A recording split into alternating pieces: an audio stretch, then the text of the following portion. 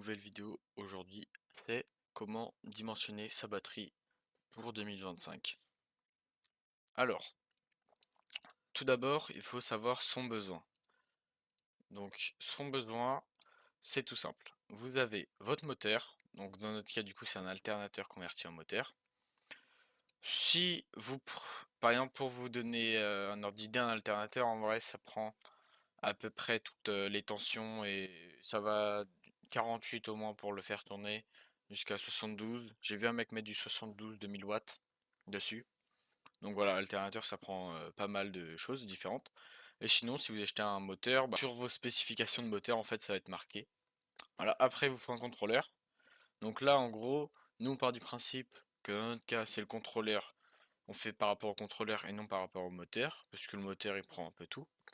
Donc là, nous, on a pris un contrôleur qui fait du 48 à 84 volts, 3000 watts. Donc le mieux, c'est que notre batterie, du coup, au mieux du mieux du mieux, qu'elle sorte 84 volts, 3000 watts, avec une tension de courant maximale de 80 ampères. Donc ça, c'est à voir en fonction de votre contrôleur et de votre moteur. Après, donc, première étape de faire sa batterie, choisir ses accumulateurs. Pour moi, quand on crée sa batterie, c'est plein de facteurs, plein de petits calculs à droite à gauche qui varient entre eux. Et quand on a trouvé un bon procédé, on l'applique pour faire plusieurs batteries différentes pour ajuster par rapport à notre budget. Donc là, moi je suis parti sur des cellules euh, Samsung INR 21700 50E. Il faut savoir qu'il y a deux types de cellules lithium-ion, sachant qu'il y a aussi les lithium fer phosphate, mais nous dans notre cas on s'y intéresse moins. Donc les deux principales, c'est les 18650 et les 21700. Nous, dans notre cas, c'est les 21700, mais pour vous montrer un petit peu, les 18650, elles sont un peu plus petites. En fait, c'est les dimensions qui changent, et du coup, les capacités sont plus faibles. Donc, à voir. Elles sont quand même moins chères, mais nous, on est plutôt parti sur des 21700, avec plus de capacité. Regardez, bon là, je suis sur le site Encon. Donc c'est un site où ils revendent des cellules. J'en ai pas encore acheté là, mais les gens disent plutôt du bien de ce site. Donc je pense acheter. Donc, pour choisir ces cellules, il faut du coup savoir ce qu'on veut. Donc là, moi j'ai choisi ces cellules, mais pour les choisir, je suis allé chercher dans plusieurs cellules dans leur datasheet. Donc en gros, ça, ce que vous voyez là, bon, c'est pas top quoi. Vous n'avez pas vraiment d'informations, même si on pourrait se dire qu'il y a quand même pas mal de trucs, la tension, la capacité, courant de décharge et tout. Mais là, clairement, on n'a pas grand-chose. Donc, ce qu'on va faire pour trouver la, la datasheet, c'est qu'on prend ça. Hop, on tape ça plus datasheet. Donc on l'a direct. Voilà, et on arrive sur cette page. Donc c'est une datasheet Euh, on peut plus classique. Voilà, donc Bricolage c'est cool a fait une vidéo sur les datasheets. Donc voilà. Avec tous les trucs. Et là, on voit qu'il y a déjà des valeurs qui diffèrent. Et des valeurs qu'on ne connaissait pas. Par exemple, le courant de charge. Pour une charge et une décharge standard. Voilà. Donc ça, en fait, ça c'est un petit peu leur protocole. Pour définir la capacité. Donc voilà. Après, du coup, là, on peut voir que en décharge, eux, ils appliquent un courant de presque 1 ampère. Je vais arrondir un petit peu tout au long de la vidéo pour que ça soit plus compréhensible. Donc si on décharge à 1 ampère, on aura 4,9 ampères heure. Ok? En dessous. Donc là, si on regarde en décharge, là on est à 4,9 ampères. Et là on est à 3,700 ampères heure. Donc on voit que même si on tire pas mal dessus, déjà, bon, la capacité ne descend pas. Donc ouais, il faut savoir que plus on tire d'ampères sur la batterie, plus la capacité est réduite en fait. Voilà, donc après les tensions, tout ça, clac, clac, clac, clac. Hop, les dimensions. Donc 21 millimètres par 7, 70 millimètres. Hop, clac, clac, clac, clac, clac. Donc ça, c'est les températures, tout ça, par rapport à la capacité. Et voilà, ça, c'est sur ça que j'ai fait ma batterie, parce que moi, veux que ma batterie, on puisse quand même plutôt bien tirer dessus et garder une bonne capacité. Parce que je sais très bien qu'avec ma batterie, je vais pas tirer qu'un ampère. Parce que bon, on a vu, par exemple, sur le contrôleur, qu'on peut tirer 80 ampères. Donc voilà. Donc, là, je vois que pour leur décharge, du coup, standard qu'ils ont fait, donc 100% de la capacité, pour la décharge à 5 ampères, on a perdu 3%. Et pour la décharge maximale qu'elle peut accepter en continu, on a perdu 5%. Sachant qu'elle a une valeur de décharge en crête qui est de 14. Après, je sais plus. Voilà, voilà. Fort continu de décharge. Et là, c'est fort note continu de décharge. En gros, c'est en crête. C'est genre le pic. Voilà. Et puis après, bon, le reste, c'est pas très très intéressant. Voilà sur la globalité de ce que moi j'ai regardé. C'est à peu près pareil pour toutes les datasheets. On trouve pas forcément les datasheets de toutes les cellules, ça, il y en a qui sont plus compliqués que d'autres à trouver. Enfin bref. Donc voilà. Là, vous cherchez deux trois types de cellules différentes qui vous paraissent pas trop mal déjà de prime abord. La capacité vous va. Le prix, bon bah voilà, hein, le prix ça revient quand même relativement cher pour des grosses batteries.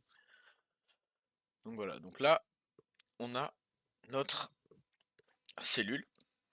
Donc on a choisi cette cellule.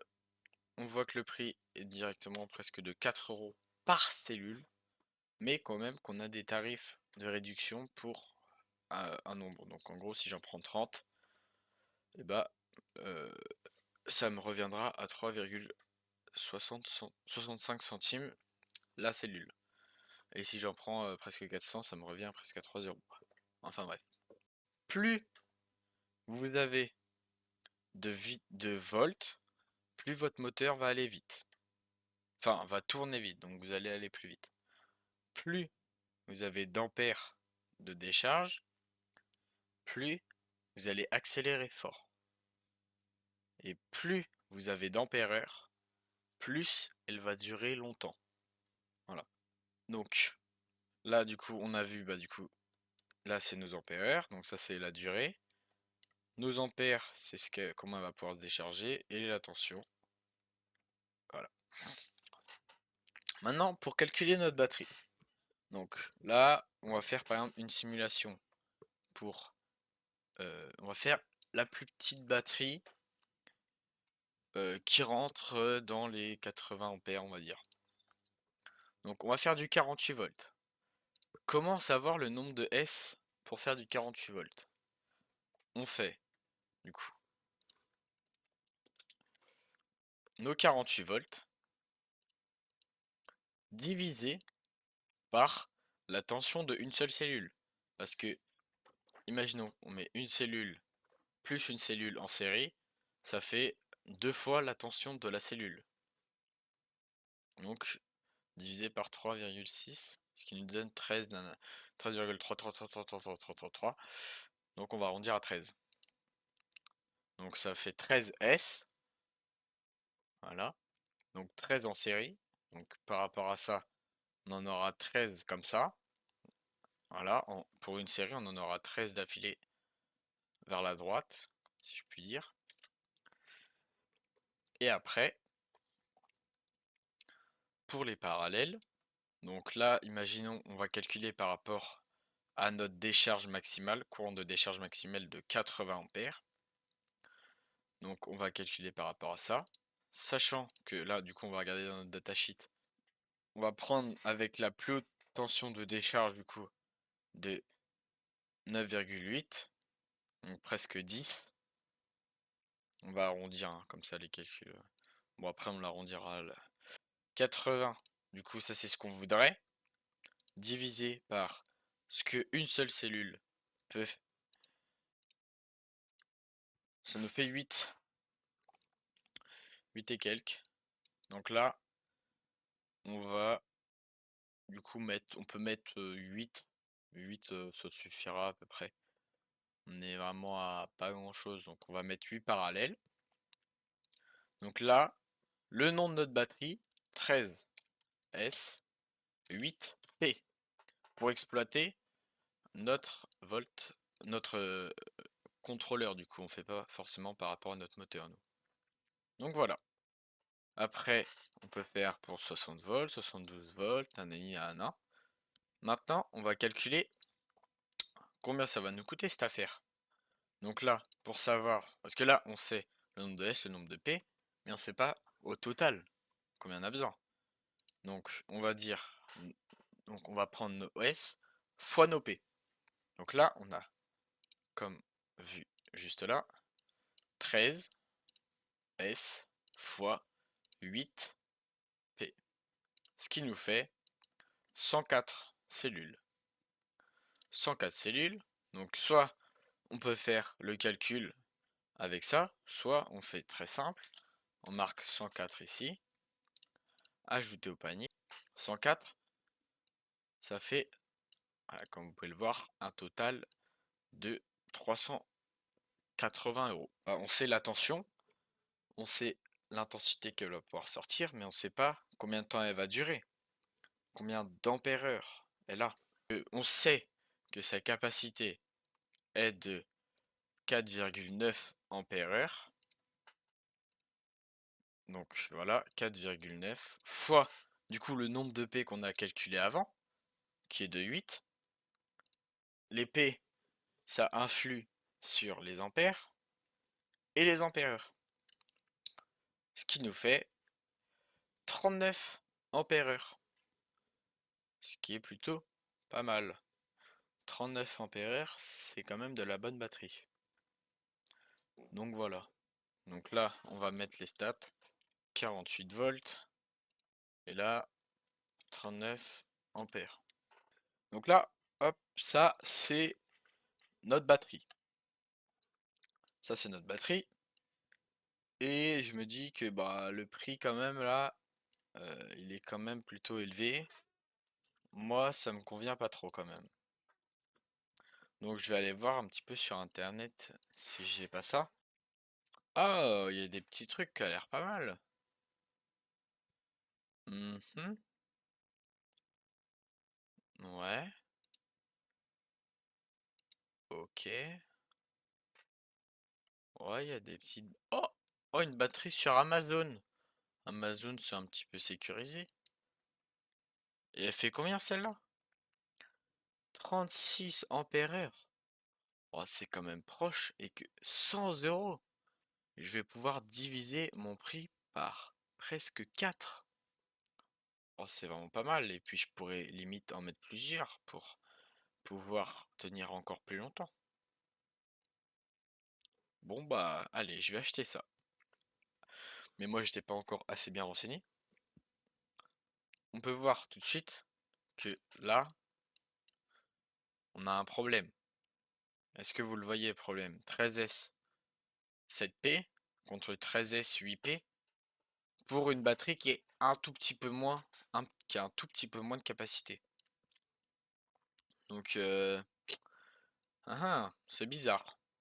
Bon, moi je savais pas trop ça. J'ai acheté ça. Résultat, elle a tenu un quart d'heure, 20 minutes. Bon, est-ce qu'il y a vraiment besoin de vous expliquer que c'est de la merde? En fait, c'est des menteurs. Clairement, c'est impossible avec une batterie 13S7P d'avoir ces valeurs. Encore, ça serait une 13S 6P 6P, 7P, là on commencerait peut-être à moins se poser des questions. Mais là c'est impossible. Donc voilà. Donc n'achetez pas ce genre de batterie, hein. Voilà, toutes les batteries là de compte. On a calculé pour un seul type de batterie, mais mon contrôleur il prend plusieurs voltages différents, et puis moi je voudrais peut-être plus de capacité, ou un petit peu moins, mais plus de voltage, etc. Comment faire dans cette situation? Il vous suffit juste de faire un tableau Excel. Toutes les choses soulignées, c'est les choses à rentrer. Bon là les prix des accus, en fait on a juste à aller sur le site et taper le nombre d'accumulateurs, il va le calculer tout seul. Donc voilà, on rentre la tension d'un accumulateur, la tension totale souhaitée, la capacité d'un accumulateur, la, la, cap- non, la capacité d'un accumulateur, la capacité totale souhaitée, la capacité de décharge d'un accumulateur. Donc là, on peut voir tout de suite que moi j'ai fait ma batterie en fonction de l'ampérage, donc la durée dans le temps. Voilà, donc ça c'est toutes les données que vous rentrez. Après du coup, là en fait j'ai rentré des calculs pour que ça fasse automatiquement, et après j'ai prolongé pour faire d'autres essais sur d'autres batteries. Donc là, on va le voir directement. Donc la capacité de décharge de notre batterie, c'est égal à la capacité de décharge d'un accumulateur fois le nombre de P. Voilà. Mais là, du coup, vous n'avez pas encore calculé le nombre de P, on va le calculer par la suite. La puissance en watts d'un accumulateur. Donc ça, c'est pour voir par exemple par rapport à mon contrôleur de 3000 watts. Donc pour ça, c'est la tension fois l'intensité, donc d'un accumulateur. Après, la puissance totale en watts de la batterie, donc c'est la tension totale fois la capacité de décharge totale.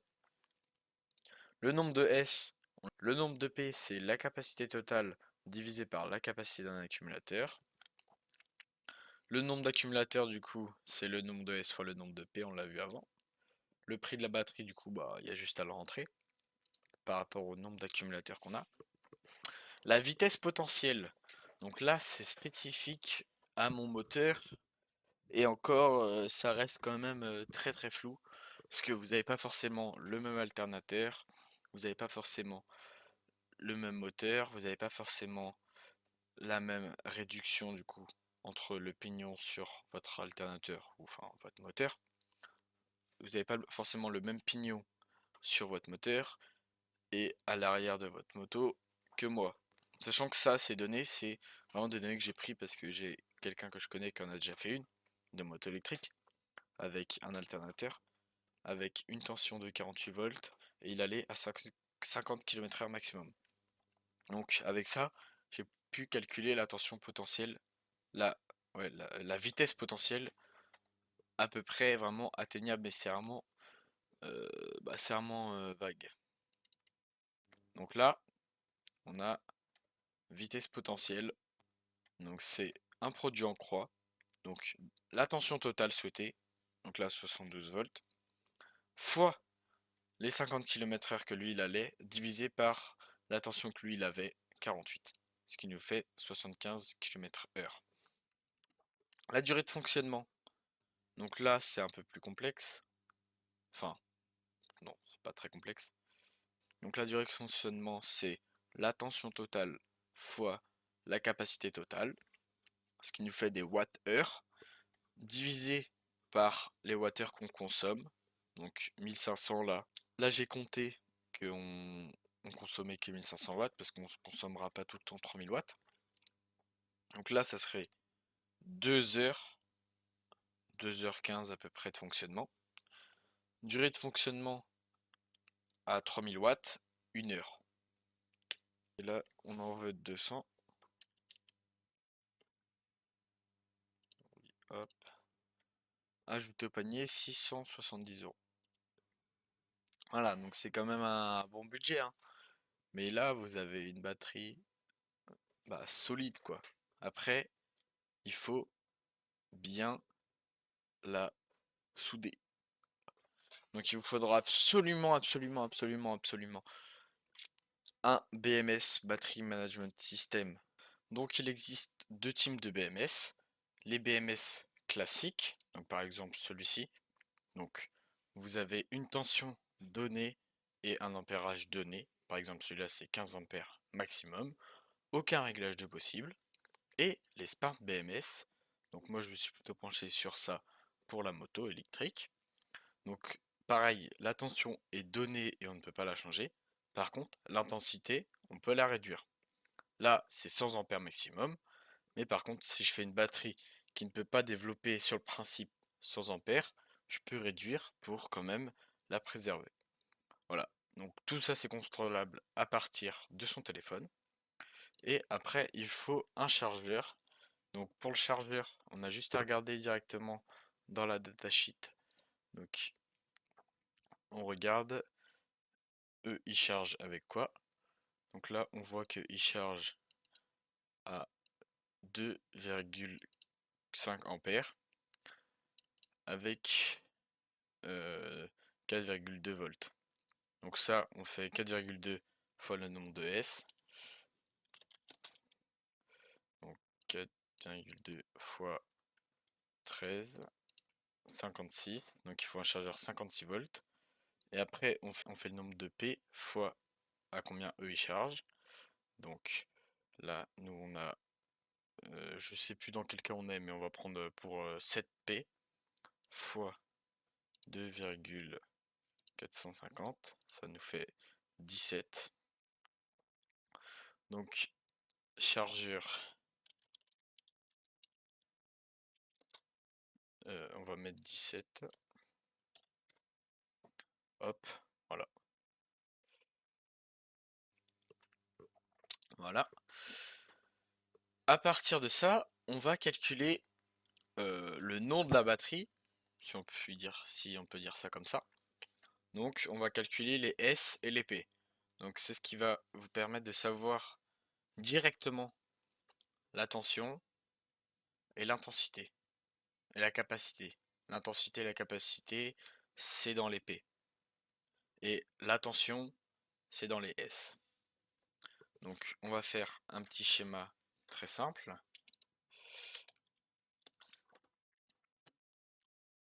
Donc les S, c'est, comme un petit peu dans le nom, les séries. Donc les S, c'est les séries.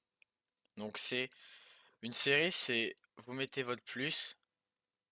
Donc imaginons vous avez votre pile là, clac clac. Là c'est votre plus, là c'est votre moins. Vous avez une deuxième pile ici. Du coup là vous mettez votre moins, là vous mettez votre plus. Après vous en avez encore une autre. Et là vous mettez du coup votre plus. Et en dessous vous mettez votre moins.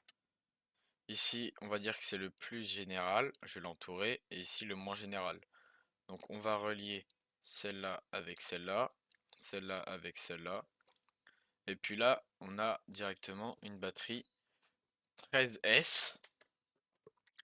Et juste 13S parce que là on n'a pas de parallèle. 13S 1P si on peut dire. Voilà. Et les parallèles, c'est qu'on va relier les plus avec les plus et les plus. Donc là on va faire hop, une cellule, deux cellules, trois cellules. Bon, elles sont pas belles, hein. Et là on va tout relier comme ça. Hop, hop. Et là du coup on aura un S, 3P. Donc là c'est les moins bien sûr. Hop. Et du coup si on fait un mixte, donc là je vais faire une vue juste du dessus. On va faire une sorte de grille avec nos cellules et on verra que le haut de la cellule. Et du coup, par exemple, si j'ai mon plus ici, si je fais le bas, on verra le moins en dessous. Je vais faire les deux. Donc là, on a notre première cellule. Donc là, on les met en série. Donc on met un plus avec un moins. Après, on le met avec un plus. Après, attends, je vais les espacer un peu plus. Hop, un plus. Après, un moins. Après, un plus. Donc là, on va faire en sorte d'avoir une parallèle en plus. Donc on va faire le même schéma que pour la série au-dessus. Hop. Et puis après, on va les relier. Donc là, bien sûr, on peut continuer comme ça en reproduisant le même schéma sur 40 milliards de lignes. Et bien sûr, pour les séries, c'est pareil. On continue à faire plus, moins, plus, moins, plus, moins. Donc là, on va s'attaquer pour relier. Donc je vais faire aussi en dessous. Donc pareil, donc moins du coup là pour la première. Pour la deuxième, du coup, ça va être plus. Bah, comme ça, vous avez les deux surfaces, les deux côtés. Donc là, on va relier. Donc je vais pas mettre de liaison là où on n'en fait pas. Ici, par exemple, à gauche, en haut à gauche, toutes les premières parallèles à gauche, ça sera le plus général. Voilà, on va définir le moins général. Donc là, par exemple, le plus général, c'est là où on va brancher pour charger. Et le moins général, ça va être là aussi, on va brancher bah, du coup le BMS, qu'on verra par la suite. Donc là, le moins général, ok. Là, je relie donc mon plus général. Les points généraux, on les relie jamais le haut. Par contre, la cellule du bas, on peut la relier. Donc là, on relie pas. Par contre, ici, je vais augmenter la taille. Hop. Par contre, ici, on met un fil. Et du coup, on fait toujours la même chose en face. Ici, on met un fil. Après, on va pas mettre de fil, on va le mettre en haut. Donc on met un fil en haut et on remet un fil en haut. Après, du coup, on met pas de fil ici, on met un fil en bas. On met un fil en bas, on met un fil en bas. Après, du coup, je vous ai dit que sur les points généraux, on met pas de série. Donc là, on va faire une série du coup ici et ici. Ah, donc là, normalement, il y a un truc qui saute un petit peu aux yeux. C'est que si on, on superpose les deux schémas, s'ils sont faits exactement pareil, même si c'est pas le cas, et ben on voit que ça fait quand même une ligne. Parce que là, du coup, si on transpose ça ici, ça relie ici, ici. Là, du coup, c'est relié. Si on transpose ça ici, et ben ça va être relié. Et puis voilà. Donc tout serait relié. Donc là, on a fait toutes nos séries. Donc les noirs, on va mettre que c'est les S, donc les séries. Et après, on va mettre en rouge, les parallèles. Donc les parallèles, une parallèle. Donc là, si j'ai fait mes séries, c'est bon. Là, j'ai ma batterie par exemple. Du coup là, on a 1, 2, 3, 4, 5 séries. Donc 5 S. Donc là, on aurait du 5 S. On dirait 2 fois 2 S. 5 S. Et du coup 2 P là. Voilà. Et là, elle serait reliée. Mais là, par exemple, si on utilise du nickel, on ne peut pas faire passer un très fort courant. Donc, il existe une solution pour ça. C'est que pour chaque cellule, on peut les relier entre elles. Celle-là et celle-là, on peut les relier. Celle-là et celle-là, on peut les relier. Celle-là, on peut les relier. Celle-là, on peut les relier. Et à la différence des séries, on va le faire sur les deux faces. Donc, on va le relier ici. On va relier ici. On va relier ici. On va relier ici. On va relier ici.